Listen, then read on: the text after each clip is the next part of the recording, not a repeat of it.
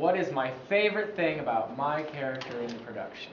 I would say probably my favorite thing about Prince Christopher is that during the ball scene he gets to dance with 10, 15 different girls, and each girl completely kind of improvises her own little quirk, and so I have to try to keep a straight face and try to continue doing the choreography with her as she tries to do whatever funny thing she's going to do there. So it keeps me on my toes, and it's always probably the most interesting scene to do each week when we are rehearsing.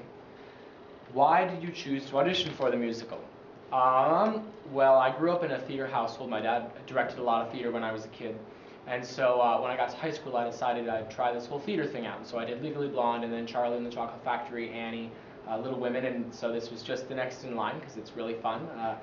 I think everyone who's in the musical would probably say that they like attention, and if they won't say it, they're a liar. But it's a good time, bringing up something from the ground, especially as students in a theater program or in just a district like this where we have so many opportunities, and everyone's really, really supportive of it. That's really awesome to have. Yeah. Did you have anyone in particular that has influenced you throughout this theater process? Any person? Yeah. Oh, I guess you could always say the graduating seniors, the upperclassmen. When I was a freshman, there was Nick Pierce, who was so funny, and he left a megaphone for Mrs. Nara when he left, for her to yell at the cast with, and he said that I was supposed to hold it for her while he kept yelling, while she would yell through it. And Thomas Sparks was another person. He was someone who would take a lot of initiative to round people up, get them practicing choreography or practicing their lines and dancing outside of regular rehearsal, and he would set up things on the Facebook page, and he did a lot of behind the scenes things that you wouldn't think of until somebody didn't do them, and so I tried to step up into that leadership role, and now that he's gone, so those are I think two people that really influenced me.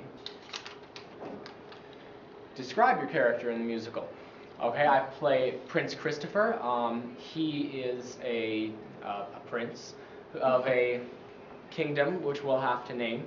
But Prince Christopher, he experiences a lot of pressure from his family and from his social circle to get married and be the heir to the throne and take over for him when his dad, finally, is not king anymore or dies or whatever. So Prince Christopher is really in love with the idea of being in love.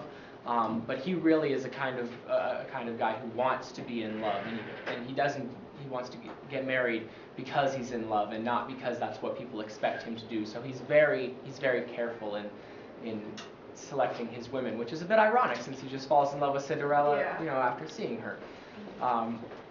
But I think that he doesn't always get to say exactly what he's thinking because it wouldn't be proper. I think that disappoints him a little bit. How many Theatre West productions have you participated in? Kind of answered this earlier. I think this is my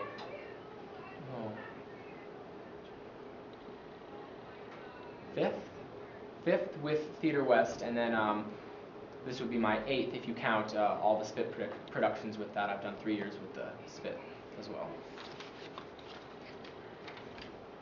How do you think this performance will differ from other productions? In a lot of ways, because Rodgers and Hammerstein's Cinderella is what I think would be classified as traditional musical theater. So there's not a whole lot of kind of jazzy saxophones in the pit. There are actually no saxophones in the pit orchestra, and so the acting is some of the lines, they're written a little more cheesy. So we have to really think about how would we say this, or just change the line entirely.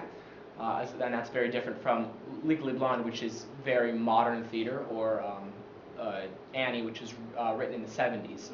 And so this is also, I think, the last production we would have had like this would have been Beauty and the Beast, which was before I was here. Cinderella is a timeless production, so it doesn't have a set date. You really can have it set whenever you want.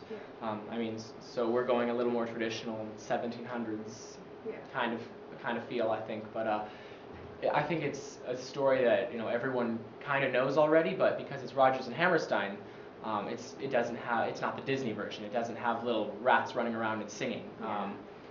But it does have a whole bunch of very cute little characters and scenes that I think people will really enjoy. Do I have a favorite song? Yes, we just did it yesterday. It's called Loneliness of Evening, and it was originally written for Rodgers and Hammerstein's musical called South Pacific, but they did not have room to put it in that musical, so they moved it over to Cinderella.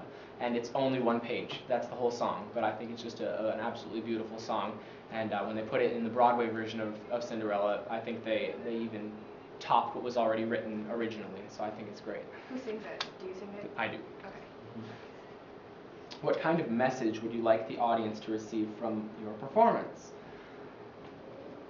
I don't know. Can you get a message from a fairy tale? I mean, there is this ongoing joke, I guess you could say. There's probably the cheesiest line in the whole show is when I say to Cinderella, everyone deserves to be treated with kindness and respect. Yeah.